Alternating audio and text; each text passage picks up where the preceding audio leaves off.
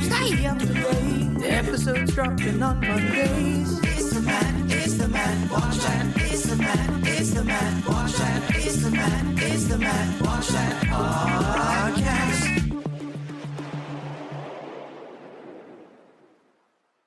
Hey, this is the Matt Watch That podcast, the place for reviews, rants, and randomness. I'm your host, Matt Seroski, filmmaker, film fan.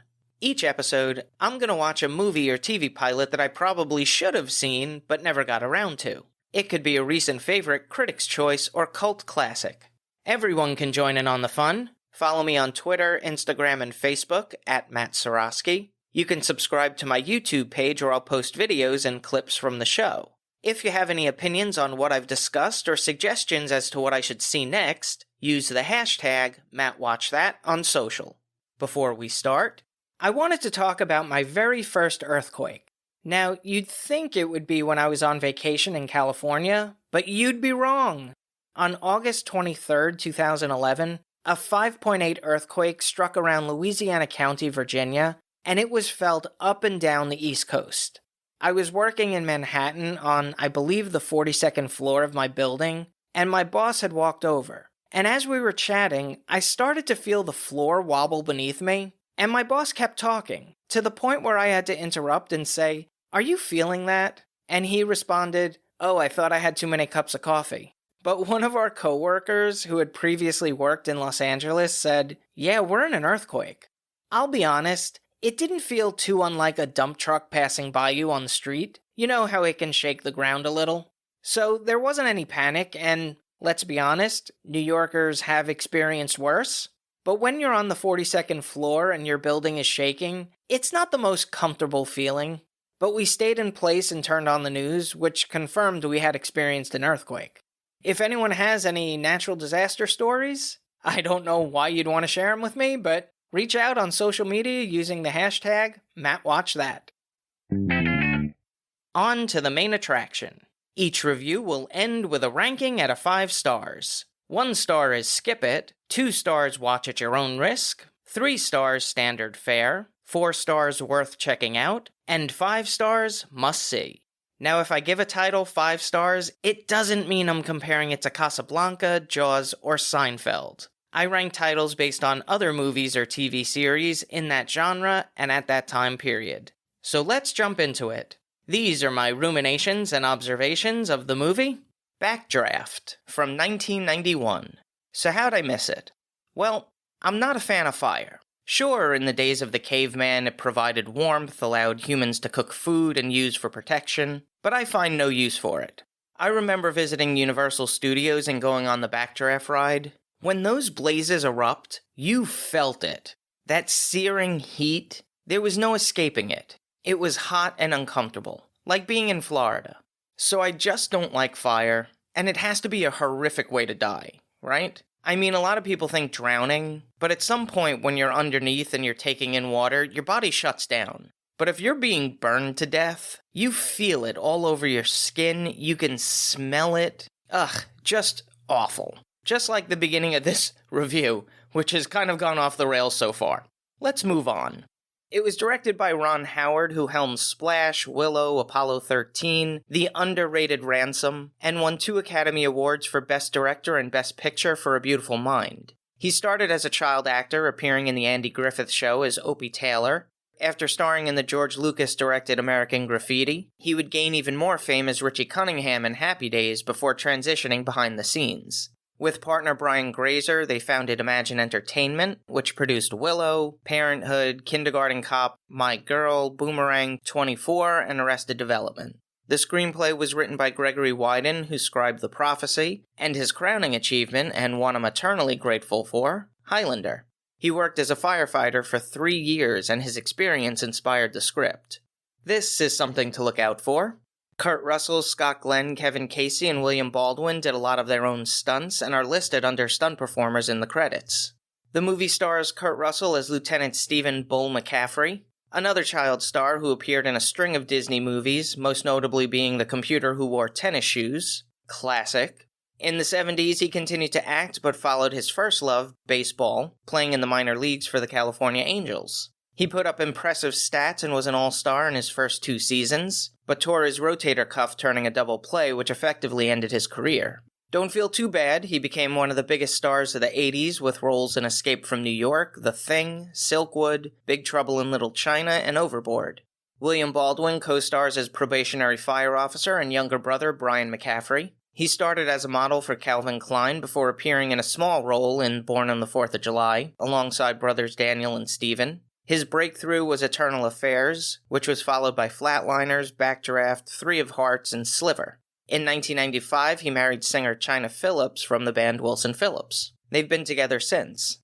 Both certainly know how to hold on. Robert De Niro plays Inspector Donald Rimgale. I figured since we all know how accomplished the legendary actor is, that I would highlight things about his life that I wasn't aware of until I did my research. He was born and raised in Manhattan. Okay, well, that's kinda obvious. Both of his parents were painters. They divorced when he was 2 years old after his father came out as gay. He dropped out of school at 16 to study at Stella Adler Conservatory of Acting. He was inspired by watching bad actors on television and thinking, if they can make a living out of this, I can't do any worse. So the film starts in Chicago, 1971. Brothers Stephen and Brian are at the firehouse, Engine 17, when a call comes through. Their firefighter father, Captain Dennis McCaffrey, invites the younger on a ride-along. They arrive at the building, black smoke billowing out of the windows. Brian watches in awe as his father scales the fire escape and enters the apartment, rescuing the family within. When senior firefighter John Adcox accidentally hits a gas line, it causes an explosion, killing Captain Dennis McCaffrey in front of his son. 20 years later, Brian McCaffrey decides to follow in his father's footsteps, after a number of career changes. This was his second attempt at becoming a firefighter after quitting the academy his first go-around. At graduation, station assignments have been designated and he's placed in Engine 115. When a fire breaks out, the grads follow the trucks and make their way to the location to find firefighter Lieutenant Stephen McCaffrey coming out of the blaze. When Bull sees his younger brother, there's immediate tension between them. He informs Brian that he had a talk with Chief Fitzgerald and asks that he be transferred to the toughest company in the city, his company, Engine 17.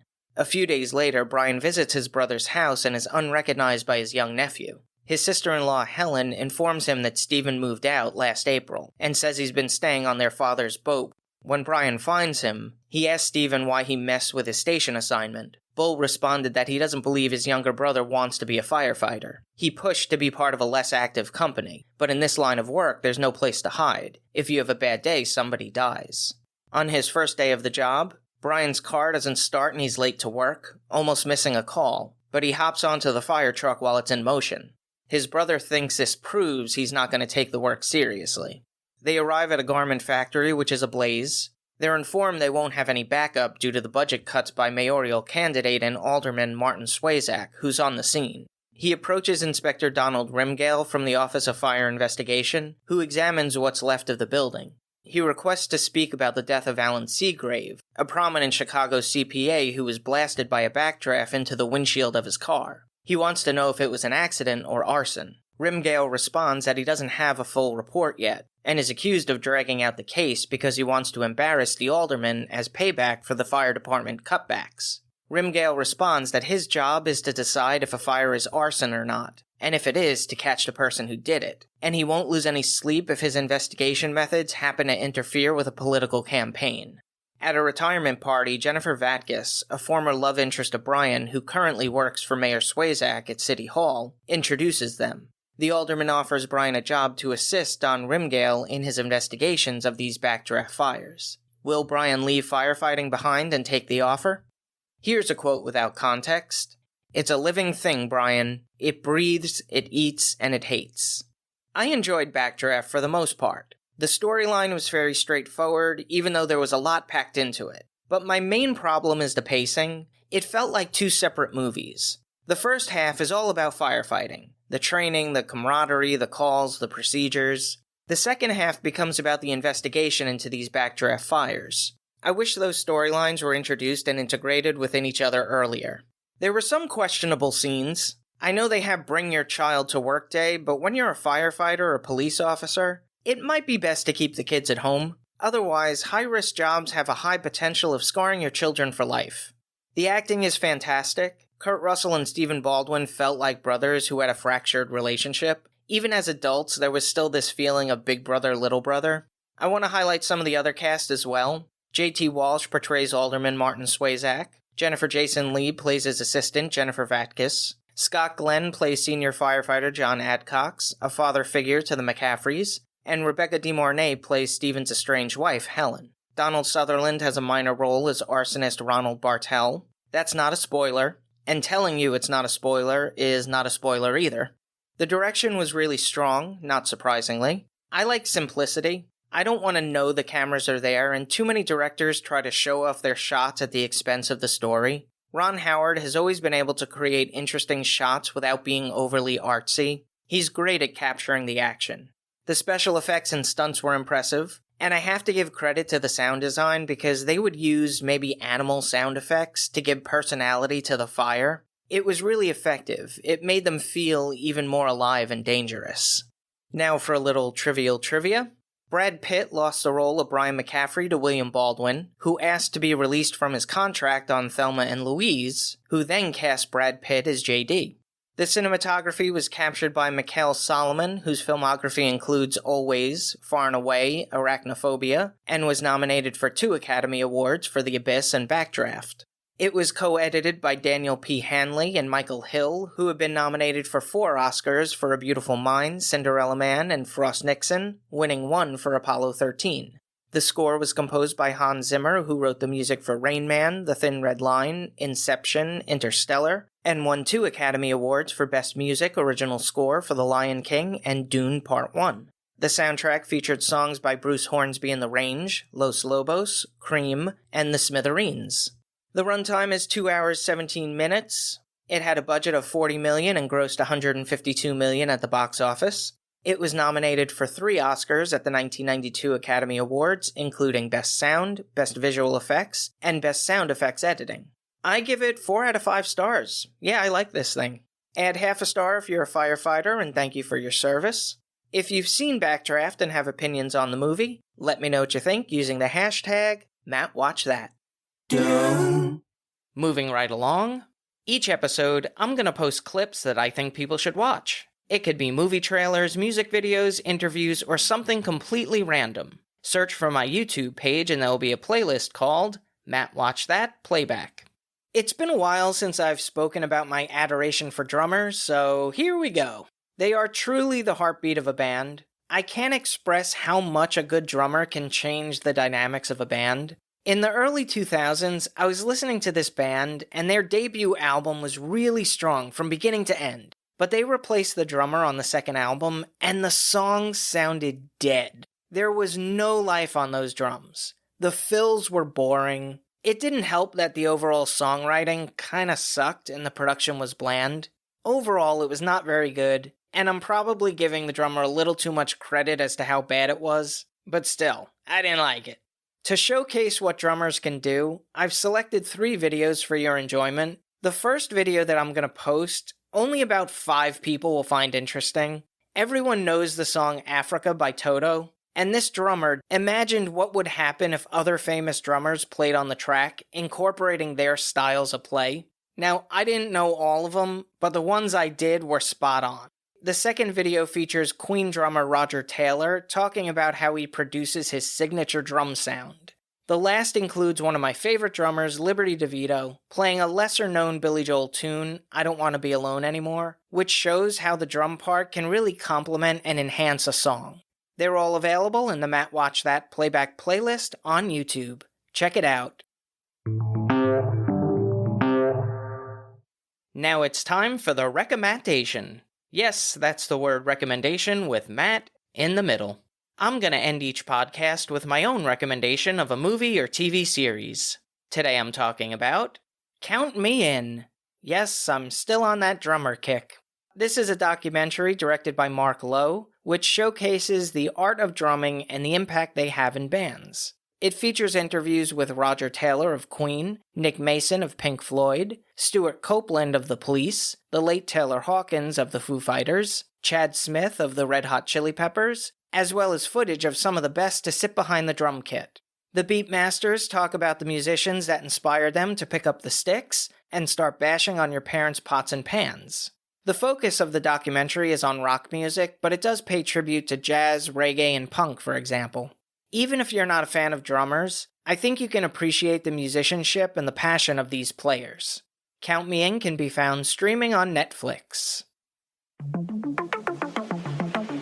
That's all for this edition of Matt Watch That. Thanks for listening to me babble. You can follow me on Twitter, Instagram, and Facebook at Matt Seroski. You can subscribe to my YouTube page where I'll post videos and clips from the show. If you have any opinions on what I've discussed or suggestions as to what movie or TV pilot I should see, use the hashtag MattWatchThat on social.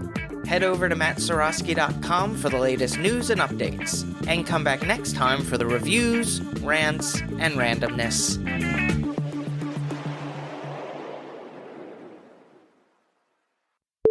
He informs Brian that he had a talk with Chief Fitzgerald and asked that he be transferred to the Cuffist Company.